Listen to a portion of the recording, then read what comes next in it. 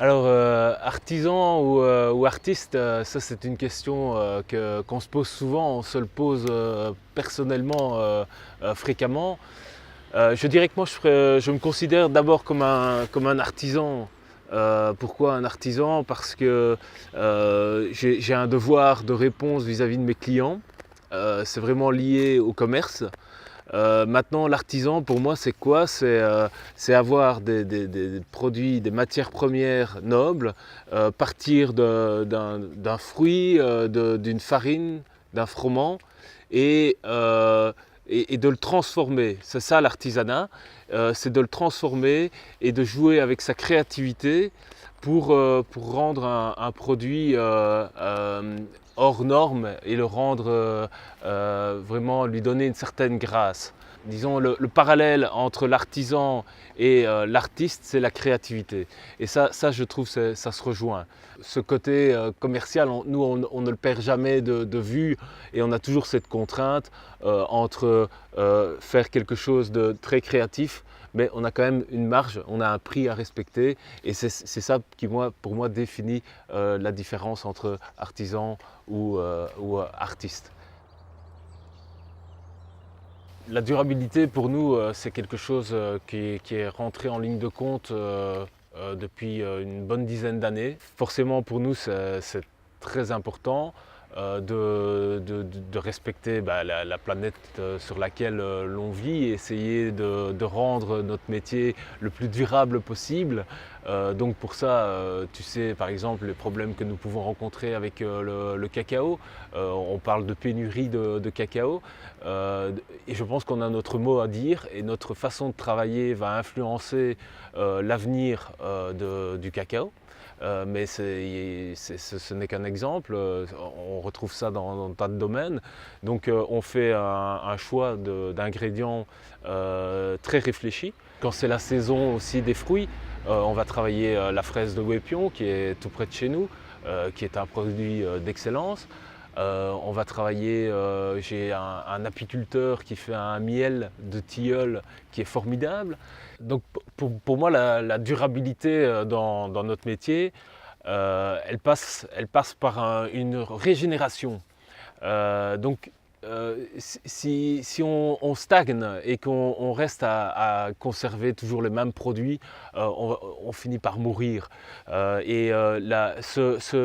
Chaque fois pour moi, se remettre en question et trouver de nouvelles idées, de nouvelles techniques, absorber ces nouvelles techniques, se les approprier et créer de nouveaux produits, ça permet justement de régénérer nos activités, de rester au contact avec le consommateur et permettre vraiment de survivre par rapport à l'industriel par exemple.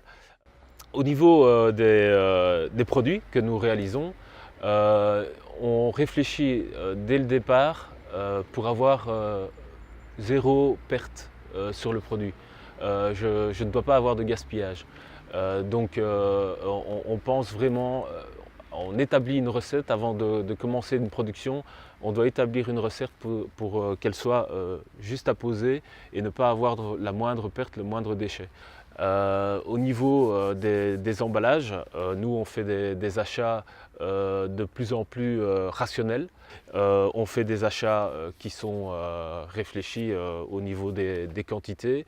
Et par exemple, en période de fête, on préfère réduire les tailles de nos gâteaux, proposer une ou deux tailles maximum, alors qu'il y a encore 4-5 ans, on allait de 4, 6, 8, 10 jusqu'à 12 personnes, ce qui multipliait les emballages et au bout du compte, on se retrouvait avec un stock qui était incohérent pour notre entreprise.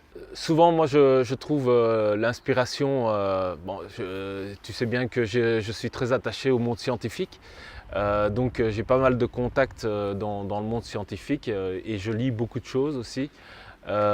Pour découvrir tout ce qui nous entoure, comprendre le produit, comprendre la réaction d'un produit. Souvent, je pars d'une idée de réaction. Donc, qu'est-ce que c'est qu'une émulsion?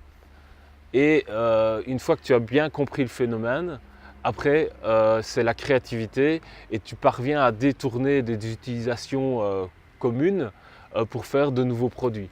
Voilà, ça c'est vraiment comme ça qu'on travaille.